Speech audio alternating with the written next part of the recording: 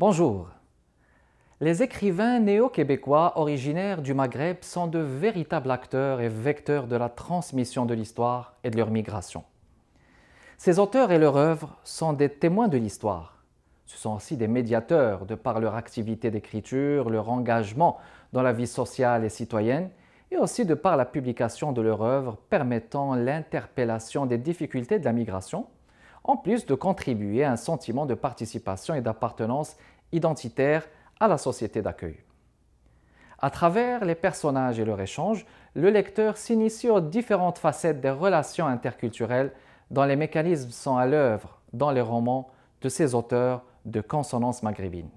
Racisme, xénophobie, choc culturel. Et tout au cours du récit passe de l'affectif au social, de l'individuel au collectif. Il faut dire de ce fait que de nombreux écrivains originaires du Maghreb ont placé les relations interculturelles au centre de leur œuvre, fournissant ainsi leur propre témoignage sur les rapports entre nous et les autres. Nous avons le plaisir d'accueillir aujourd'hui Rachida Mfaddal, originaire du Maroc, auteure, conférencière et journaliste. Elle a quitté très tôt sa terre natale, le Maroc, pour s'installer en France où elle termine des études en littérature. En 1983, elle retourne au Maroc et fonde sa famille. Elle travaille alors pour le journal Maroc Hebdo et enseigne le français à Casablanca. Puis il y a plus d'une décennie, elle s'établit au Québec. Elle a été membre de plusieurs conseils d'administration.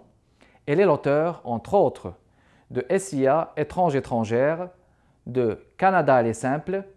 Elle a coécrit avec Alexandra Impérial et Françoise Tremblay Regards croisés, paroles de femmes. Elle est aussi l'auteur de Cyber-rencontre, une pièce de théâtre. Elle a co-dirigé un beau recueil, Lettres aux femmes d'ici et d'ailleurs, paru en 2017. Elle est titulaire d'une maîtrise en littérature française de l'Université de Québec à Chicoutimi. Bienvenue à l'émission Art et Lettres. Alors, bienvenue Rachida Mfaddal dans le cadre de l'émission Art et Lettres. Merci Kamel de m'avoir invité. Vous êtes la bienvenue. Alors, Merci. si vous permettez, on va commencer par le tout récent. Lettres aux femmes d'ici et d'ailleurs, magnifique recueil qui a regroupé beaucoup de lettres écrites par des noms. Vous avez travaillé fort, je me rappelle, avec Céline Larouche. Oui, et d'ailleurs vous aussi, puisque vous avez participé à ce recueil avec Lettres à ma femme. Et c'était un honneur, oui. D'ailleurs, oui. lors du Salon du Livre, il y a une dame qui est venue me parler à quel point votre lettre l'a émue. Eh bien, ça, c'est Oui, très touchant. Ça l'a vraiment touché, c'était une vieille envers femme. Envers mon humble personne, de toute façon, il y avait beaucoup d'auteurs et on mentionnera aussi qu'il y a le mot de Madame Rita de Santis, oui, la ministre et députée, qui a fait une lettre.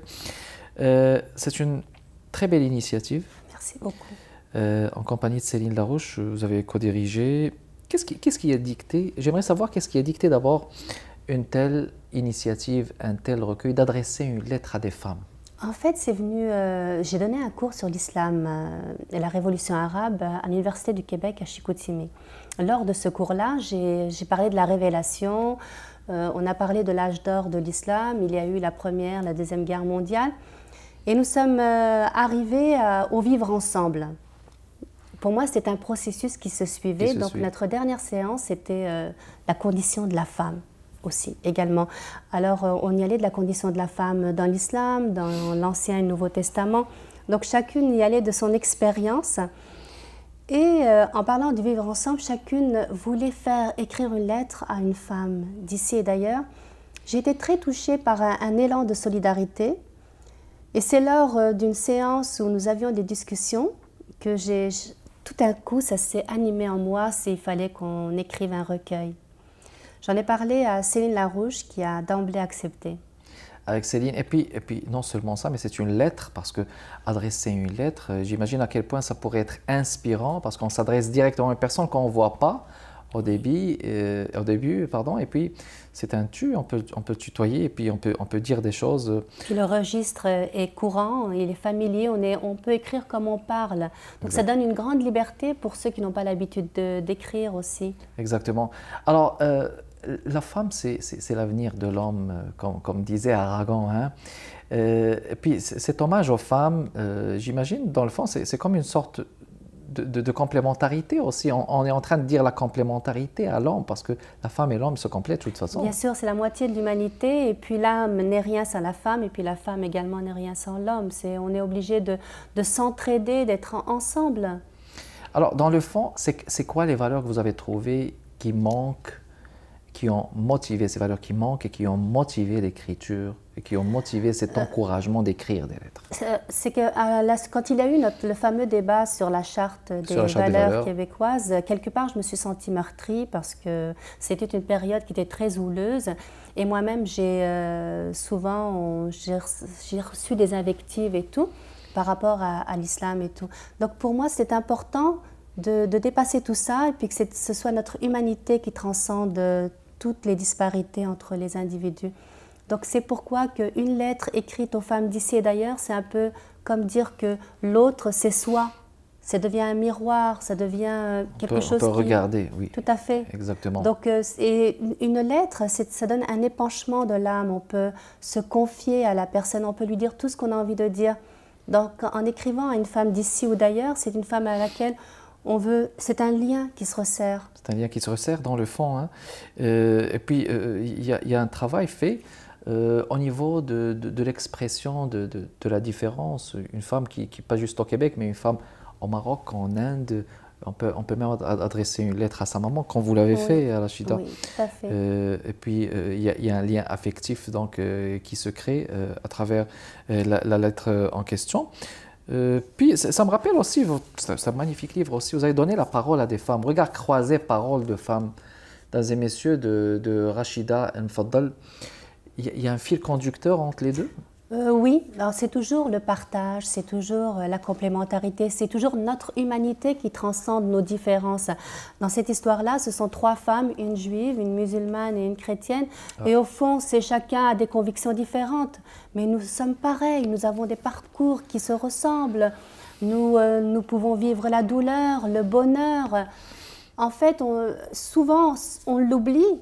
Mais ce qui doit nous rapprocher, c'est aussi nos ressemblances. Nous sommes des êtres humains, notre humanité. Ces 3 religions monothéistes, dans le fond, ce sont des religions quand même qui sont censées qui se ressemblent maintenant et qui sont censées pacifier, véhiculer les mêmes valeurs de bonté, d'entraide, de charité. Exactement. Et puis, donc, regard croisé, parole de femme. C'est pas juste une discussion entre 3 femmes, mais entre 3 religions aussi. Oui, tout à fait. On a essayé de parler un peu en fait, de la place de la femme au niveau de la religion. On a discuté aussi des textes. C'était des discussions très intéressantes, parfois houleuses, mais on arrivait toujours à un consensus. Et puis toujours dans le respect. C'est important de discuter dans le respect. C'est exactement ça, Rachida, parce que si le respect n'y est pas, alors c'est un problème. Donc, et aussi, il faut continuer d'avoir l'esprit critique, parce qu'il faut oser dire les choses et crever l'abcès. Tout à fait. Et puis, il ne faut pas oublier, il faut surtout contextualiser. Lorsque j'ai donné mon cours sur l'islam, c'était très important pour moi de contextualiser parce que avec l'avènement de l'islam, l'islam a donné un statut juridique aux femmes. Parce qu'avant l'islam, les femmes, on pouvait, par exemple, la famille de la personne décédée pouvait en hériter. Oui. Les femmes étaient comme des objets. Oui. Et là, il a limité le nombre des épouses, alors qu'avant l'islam, c'était vraiment, on pouvait avoir des centaines. D'épouses. Et puis on enterrait les petites filles vivantes, ce que le prophète Mahomet a interdit. Donc c'était important de comprendre, de contextualiser les choses. Et de dire quand même que toute religion n'est pas... C'est porteur de paix, mais tout le monde a le droit et la liberté de conscience donc de fonctionner comme il se veut. Alors on va faire une pause, mesdames et messieurs, on vous revient dans les prochaines minutes. Alors on est de retour, mesdames et messieurs, toujours avec notre invitée Rachida Mfaddal, dans le cadre de l'émission Arts et Lettres. Rachida, vous avez écrit une très belle lettre à votre maman, dans Lettres aux femmes. J'ai perdu ma mère il y a 5 ans et je n'ai toujours pas fait le deuil de ma mère. Parce que malheureusement, c'est ça aussi l'exil, c'est qu'on est loin des personnes qu'on aime. On choisit d'immigrer dans un autre pays pour un mieux vivre, pour toutes sortes de raisons. Mais on oublie que c'est aussi quitter les personnes chères et quelque part, partir, c'est mourir. Partir, c'est mourir, tout à fait. Et on pense toujours qu'on a le temps. J'ai toujours pensé que j'aurais le temps de retrouver ma mère, de retourner peut-être au Maroc à ma retraite quand les enfants seront grands. Oui. On se donne beaucoup d'objectifs. Mais malheureusement, le temps nous rattrape et on n'a pas le temps justement de prendre le temps d'être avec ceux qu'on aime. De prendre le temps oui. Et c'est ça la douleur de l'exil. Si vous permettez que je lise un petit oui, extrait, Lettre à ma mère de Rachida Mfaddal, mesdames et messieurs. Je suis en train de feuilleter jusqu'à ce que j'arrive au passage marquant, encore que toute la lettre est marquante, mesdames et messieurs. Doté d'une mémoire phénoménale, tu me transmettais des histoires entendues de ta mère et ta grand-mère. Inspirées de contes perses et arabes, les figures investissaient mon imaginaire sur le dos d'un cheval ailé. Je visitais de lointaines contrées, tantôt avec Sindbad le marin, tantôt avec la princesse Sherazade. Tu avais pour habitude de dire des adages qui me restent en mémoire et que je transmettrai à ta descendance. Je les mémorise avec bonheur. Celui qui t'aime ne t'a pas construit des palais, celui qui te déteste ne t'a pas creusé de tombes. Les pleurs après le défunt sont inutiles. C'est de son vivant qu'il faut lui témoigner de l'amour et de l'attention. Peut-être maman, mais te pleurer m'a permis de vivre ma profonde affliction, mon incommensurable douleur et ma perte de toi. Oui, j'ai un petit-fils, maman. Depuis le 19 mars 2016, il s'appelle Kamel Eddin. Je lui chante des cantines et des psalmodies en arabe. Il m'écoute, émerveillé. Je suis fier de lui transmettre ton héritage culturel. Je me sens ce devoir de mémoire envers mes enfants et mes petits-enfants. Ton histoire est la leur. À travers eux, tu es éternel. Je t'aime, maman. Je pense que tout le monde peut se retrouver dans cette lettre. Merci de l'avoir lu aussi justement. Merci beaucoup. Il fallait, je vous en prie, il fallait, non seulement qu'il fallait y mettre de l'émotion, mais juste la lire, il y a de l'émotion. Hein. Merci beaucoup. Vous savez, votre lettre, elle a beaucoup touché. Mon fils l'a lu, mon mari l'a lu, tout le monde l'a lu, tellement elle est belle, la lettre à votre épouse. Vraiment, vraiment. Elle est magnifique. Ça m'honore, je pense, on disait tout à l'heure, je pense qu'il faut mettre de la passion et du cœur dans tout ce qu'on fait.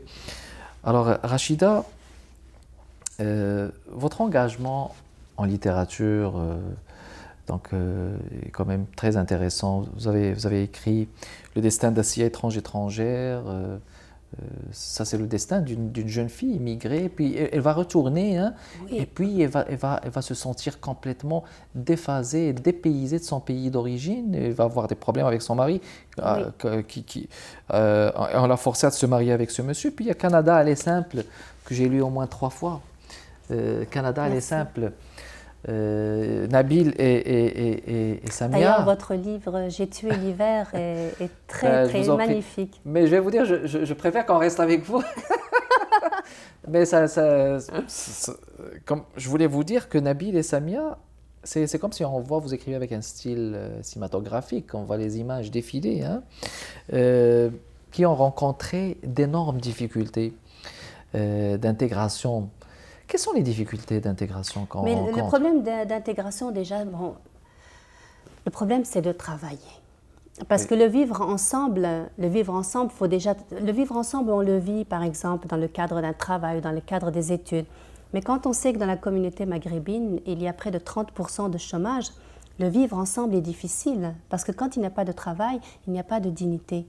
Donc, le premier problème auquel se heurte la communauté, pas seulement maghrébine, mais les autres communautés. J'ai rencontré, lorsque j'ai écrit ce livre-là, j'ai rencontré d'autres personnes qui viennent d'Israël, de Roumanie, de Pologne.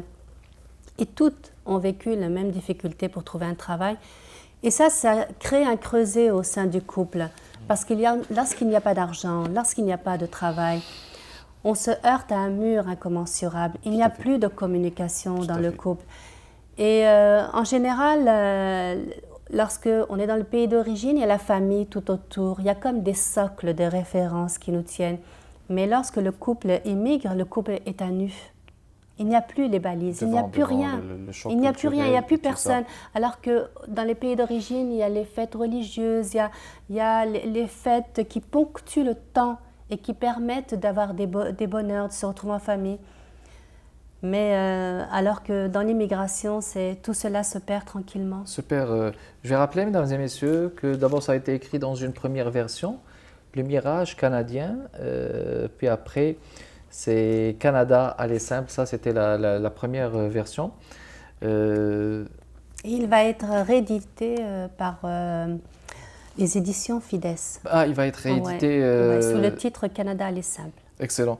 Donc, puis ça a été édité d'abord en 2010, la première? En 2008. En 2008, au début en 2008, parfait. Donc, à travers ce livre, on peut voir les difficultés de ceux qui croient au début à un paradis, alors que le paradis peut-être ne peut exister que dans le propre esprit. Il faut fournir l'effort et se dire que l'effort aussi est valorisé. Tout à fait. J'avais choisi le titre Le Mirage canadien, mais j'aurais pu aussi choisir le titre Le Rêve canadien. Parce que c'est un mirage, au début c'est très difficile, mais quand on arrive à passer toutes les embûches, à surmonter toutes les difficultés, ça devient un miracle. C'est le miracle de l'immigration aussi. Ça devient un miracle, c'est un miracle justement dont il faut tirer une énergie positive.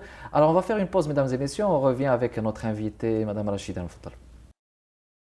Alors on est de retour, mesdames et messieurs, dans le cadre de l'émission Arts et Lettres, toujours avec notre invitée Rachida Mfadal. C'est deux titres, hein, Mirage canadien et Canada aller simple, il va être réédité, comme vous voulez dire. Je vais vous tendre le livre et puis je vais vous laisser d'abord nous parler si vous voulez ajouter d'autres informations sur ça et puis nous choisir un extrait si vous le voulez bien. En fait, c'est l'histoire d'une famille marocaine qui émigre au Québec. Alors l'homme, il est ingénieur, surdiplômé. La jeune femme vient des montagnes du Rif. Et au début, ça va être très difficile dans l'acceptation des nouvelles difficultés, des nouvelles réorientations du rôle au sein de la famille parce que c'est Samia qui devient le pourvoyeur dans la famille. Il y a également les difficultés avec les enfants qui tranquillement décrochent de l'école. Donc c'est un peu, j'ai choisi.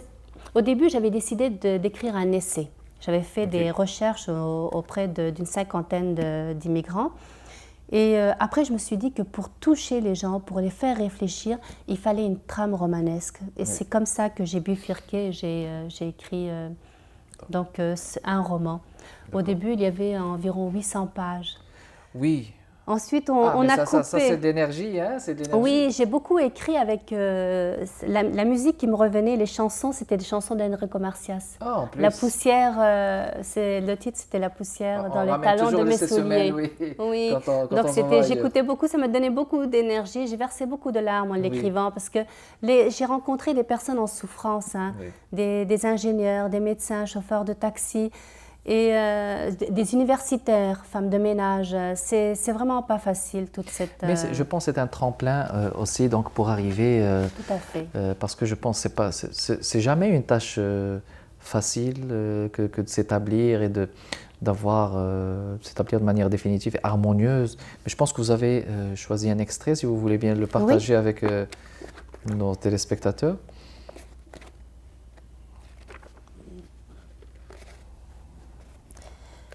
Nabil essuya une larme et se dirigea vers les chariots. Il en prit un et se mit à le remplir, le lait, le pain en tranches, les bananes à 35 cents la livre. Il avait toujours du mal à compter en livres, lui qui est habitué au kilo. Il alla ensuite prendre les cartons de lait, la margarine à 99 cents les 2 livres, les brioches passées date, le bocal de confiture sans nom, le sac de 10 livres de pommes de terre rouge, les pommes Macintosh en sac de 5 livres, les pignons de poulet industriel. Il le mit dans le chariot machinalement l'huile, les saucisses hot dog et le fromage du Québec bon marché.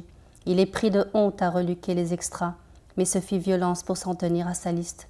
D'un coup d'œil, il évalua le poids de ses achats. Il se souvint tout d'un coup qu'il était en autobus et que cela allait lui en faire lourd à porter. Waouh! Il était ingénieur dans son Il était ingénieur en plus.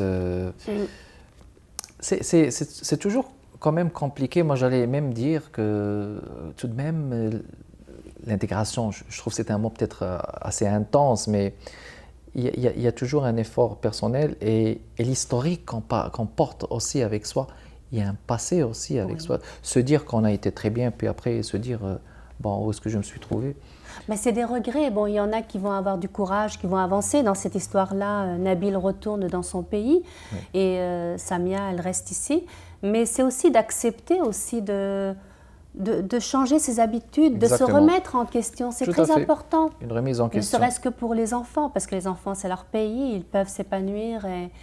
Et vous savez, de là, parce que j'aime beaucoup le thème de l'immigration, j'aime beaucoup, j'écris sur des choses qui me touchent. Mais je pense que c'est une thématique convoitée, surtout au niveau de la littérature de la migrance. Et je rappelle que la migrance, on parle de gens qui ont institué ce terme, comme Robert Berouet-Auriol, Simon Harel, des gens qui ont parlé de ça. Mais c'est des thèmes qui sont toujours d'actualité avec ce qu'on voit maintenant, la migration, des gens qui viennent d'ailleurs, de la Syrie, d'autres pays en Afrique. Puis le monde est devenu un village. Il y a beaucoup de gens qui partent d'ici pour aller travailler aux Émirats Arabes Unis. Les gens sont toujours en mouvance. Exactement. Et comme l'immigration, c'est un thème que j'aime beaucoup, le livre qui est en cours de publication aux éditions Fides, c'est un livre qui se situe dans une maison de retraite au Québec. Ah, ça c'est donc vous avez dû faire des recherches, j'imagine ou... Tout à fait, j'ai fait des recherches, j'ai visité des maisons de retraite pour un peu me familiariser un petit peu. Et c'est une maison de retraite où il y a des immigrants. Parce que c'est un peu le microcosme du Québec, vivre ensemble. Transposer ça, en fait, si on arrive à vivre dans une maison de retraite et interagir ensemble sans trop de problèmes. Ça, c'est beau. Dans cette maison de retraite, il y a un hindou, une iranienne, une juive rescapée d'Auschwitz. C'est plusieurs personnes. Il y a Esther, qui vient d'Auschwitz, qui est rescapée, qui était polonaise. Il y a Shiraz, qui porte le foulard et qui vient d'Iran. Il y a Rajesh, qui porte son turban et qui vient d'Inde. Il y a Chang et Daxia, qui viennent de Chine. Il y a Patricio, qui vient du Brésil. Il y a Marguerite, qui vient du Liban. C'est plusieurs personnages. Et on les découvre dans leur humanité. Et puis, il y a le fil conducteur. Il s'appelle Enzo. C'est un Italien catholique qui est homosexuel. Donc, il raconte un peu son histoire, comment il a été chassé de sa famille. Mais à la fois, c'est un foisonnement de personnages. J'ai eu beaucoup de plaisir à l'écrire. Oui, mais est-ce qu'on peut considérer ça comme parmi vos projets futurs? Il est en cours de publication. Donc, je l'ai remis à l'éditeur. Il devrait sortir au mois de mars. Magnifique. 2018. Alors, les projets futurs de Rachida Mfadel, à part celui-là, est-ce qu'il y en a aussi? Il y en a, mais avec le travail, comme je travaille à temps plein aussi, ça me laisse beaucoup moins de temps, puis je m'occupe beaucoup de mon petit-fils. En plus. Mais j'ai des livres en cours, mais je vous dirais que je m'y intéresse moins. Parce que dès que j'ai un petit moment, je m'occupe de mon petit-fils qui s'appelle Kamal. En plus, ça c'est un petit bonheur. Et qui parle plusieurs langues. Polyglotte. Des polyglottes, Parfait. Alors, Madame Rachida, merci beaucoup d'avoir répondu. C'est moi qui vous remercie. Cette émission. C'est toujours un plaisir de vous rencontrer. L'honneur est pour moi. C'était tout le temps qu'on avait pour l'émission Arts et Lettres, mesdames et messieurs. Merci beaucoup pour votre intérêt et on se dit à la prochaine.